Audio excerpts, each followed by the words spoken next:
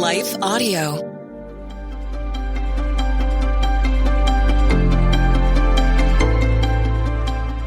Welcome to the Crosswalk Devotional.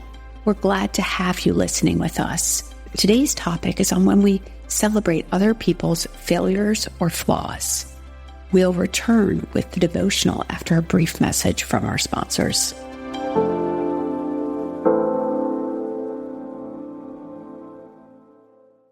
Americans have a big healthcare problem. Over 100 million U.S. citizens carry medical debt. But that's not the whole story.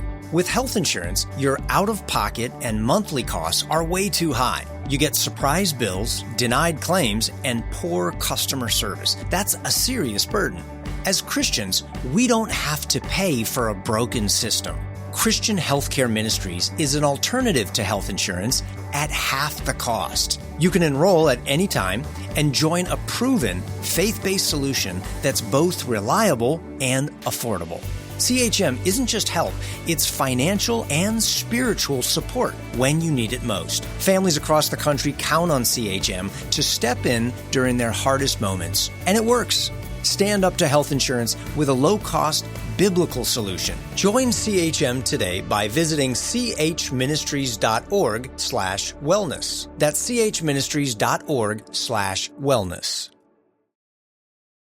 You know, the Bible tells us, I will bless those who bless you. That's not just a nice sentiment, it's biblical prophecy. And it's a commandment from God, it's a calling, and right now we're called to act. The teachings of the New Testament are deeply intertwined with the Hebrew Scriptures. As Christians, we are called to honor and respect this shared heritage. The Apostle Paul reminds us in Romans 11:18, do not consider yourself to be superior to those other branches. If you do, consider this. You did not support the root, but the root supports you. Supporting the people of Israel is more than a belief. It's a biblical mandate. By partnering with the International Fellowship of Christians and Jews, IFCJ, we can live out this calling together. Just as the fellowship blesses God's children, we know that you will be blessed too. Learn more about the fellowship and how you can live out your faith, bless Israel, and be blessed in return. Visit ifcj.org today. Again, that's ifcj.org. Be the blessing, live the word, answer the call.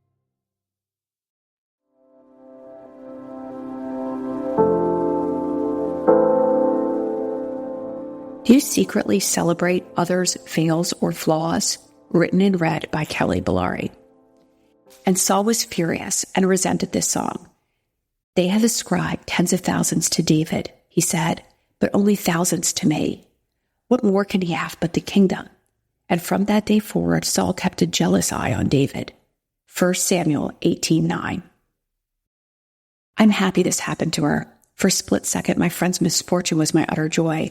As if I was watching our situation unfold on a big screen, I couldn't help but lean in, rub my hands together, and rejoice in her big cash outlay. Oh yes, I'm not the only one who must pay an unexpected bill. Shortly thereafter, I felt bad. I loved this woman. What's wrong with me, I thought. Of course, I'd never admit this sinful thought to another soul. These sorts of things you keep to yourself. I knew better. I knew better to admit my deep satisfaction found in my friend's horrible misfortune. I knew better than to tell anyone how her bad made me feel good for a moment. I don't think I'm alone either. None of us would admit it because we know better, but I'd venture to say that this is why tabloids are so loved. When the high and mighty fall, for a moment we feel lifted. We think, at least my life is not as bad as hers. Looking at the tabloids in the grocery aisle, we think, at least I'm not as bad as this beautifully rich celebrity who has now busted a drug addict, a 5-time cheater, and a sidewalk vagrant. At least I'm not her. Tabloids are the outlet to the joyful slander of envy, just as much as my friend's misfortune was the release for mine. I wanted what she had, but I didn't have, so I coveted her life, her goods, and her income. Envy makes slander easy. Envy easily cuts someone else down to be emotionally built up. I'm not proud of it, but today, in humility, I admit it. While no one ever hardly admits this truth, I know I'm not alone. It's as old as Bible times. Think Cain and Abel, Joseph and his brothers, Saul and David.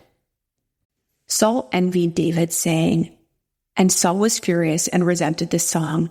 They have ascribed tens of thousands to David, he said, but only thousands to me. What more can he have but the kingdom? And from that day forward, Saul kept a jealous eye on David. 1 Samuel 18:9. How did God handle envy in Saul's case? The next day, a spirit of distress sent from God came upon Saul. 1 Samuel 18:10. God did not take envy lightly, and he doesn't today either. When we envy another person, we say to God, "What you gave me is not enough. I hate my portion you gave me. I want their bounty." Rather than walking with an attitude of gratitude, we count another's blessings and miss our own. We see another's lots and miss our flowers. We look at another's increase and think it spells out our own demise. We lose our mind with envy, coveting, and jealousy. I suppose this is why a great command in the Bible is, "You shall not covet your neighbor's wife. You shall not set your desire on your neighbor's house or land, his male or female servant, his ox or donkey, or anything that belongs to your neighbor." Deuteronomy 5:21. Is there grace? Absolutely. Is there a fresh start for those like me who aren't even thinking while critiquing and judging others from a root of bitterness called envy? You bet. But is there sobriety and a reality check involved with this sin? Yes. We cannot give God glory for things that we don't acknowledge. We can't see God's best way when we're looking at someone else's way and sizing it up. We can't effectively say thank you when we feel hate-filled. Intersecting life and faith. Have you ever tried to drive high speeds ahead by looking back for long periods of time? Likely no. When we look back for prolonged times, we are going backwards. The same goes when we look at other people's lots of land. We miss the beauty of our own land. What can you give thanks for on your own land? What has God done for you? How does Thanksgiving make you feel? The Crosswalk Devotional is a production of Life Audio and Salem Media. If you liked what you heard today, please take a second to rate and review this podcast in your favorite podcast app so that more listeners like you can find the show. For more faith-filled, inspirational podcasts, visit us at lifeaudio.com.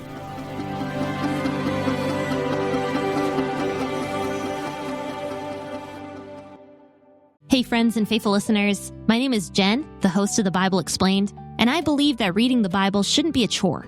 It should be fun. Each weekday morning, you're going to hear me dive into Scripture, sharing insights from cross-references, ancient history, and even Hebrew and Greek, all in a simple, approachable way to help you see the Bible like never before.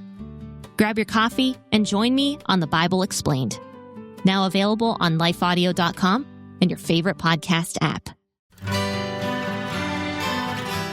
The Historical Jesus Podcast is the sweeping saga of the life and times of Galilean Jesus of Nazareth, as well as the faith, religion, and church founded to honor and disseminate his acts and teachings. Join me, Mark Vinette, on this fascinating journey through time, exploring the many great works of Christian theology, literature, architecture, music, and art inspired by the words and deeds of Jesus Christ.